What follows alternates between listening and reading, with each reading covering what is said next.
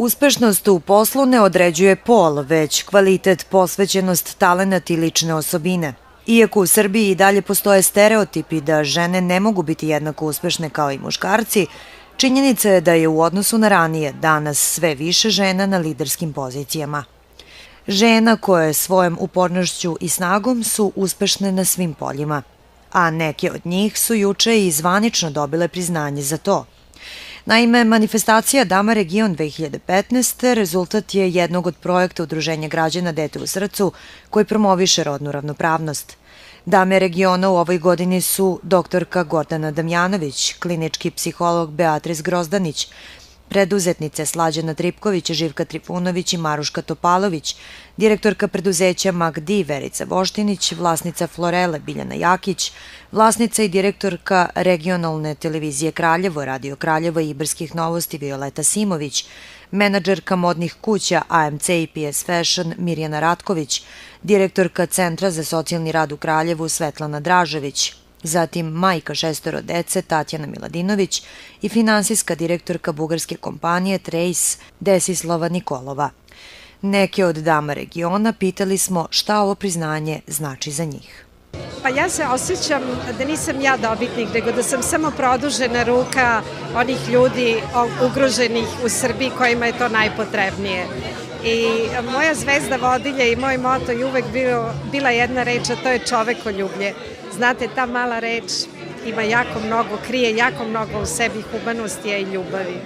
I to mi toliko znači da se trudim koliko mogu i uvek kada mogu da ljudima pomognem.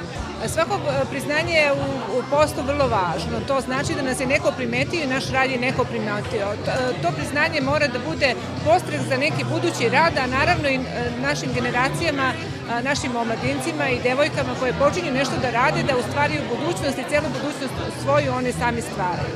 Ovo je velika nagrada i svi žene iz inostranstva i koji smatruju Srbiju za svoju drugom zemlju.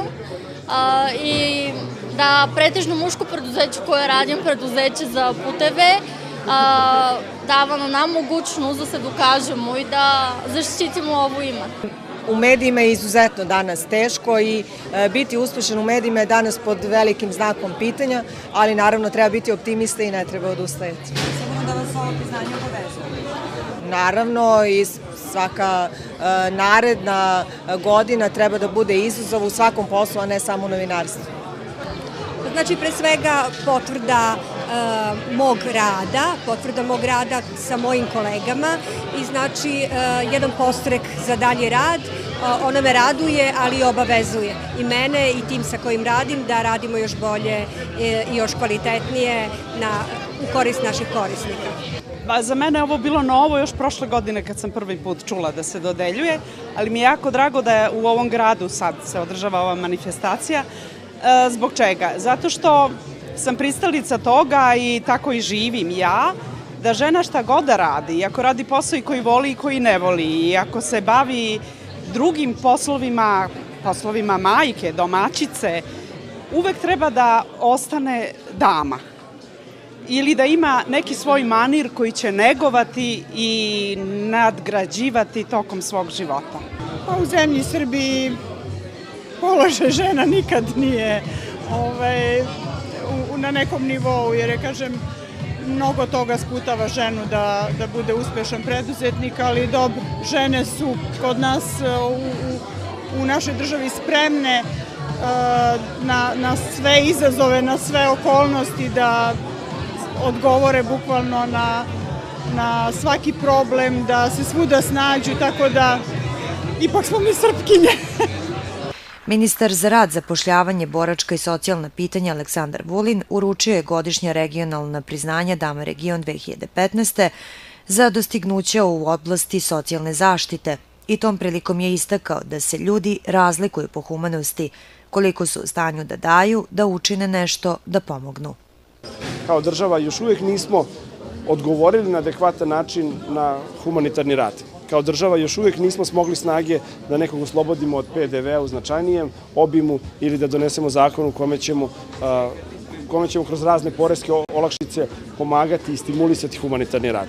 Mislim da je to nešto što treba da radimo u budućnosti i verujem da će i za to biti puno razumevanja, verovatno i kada ekonomske prilike budu bolje. Udruženje građana Dete u srcu već je organizovalo ovakve manifestacije na republičkom nivou, a prvi put je jedan ovakav događaj održan u Kraljevu.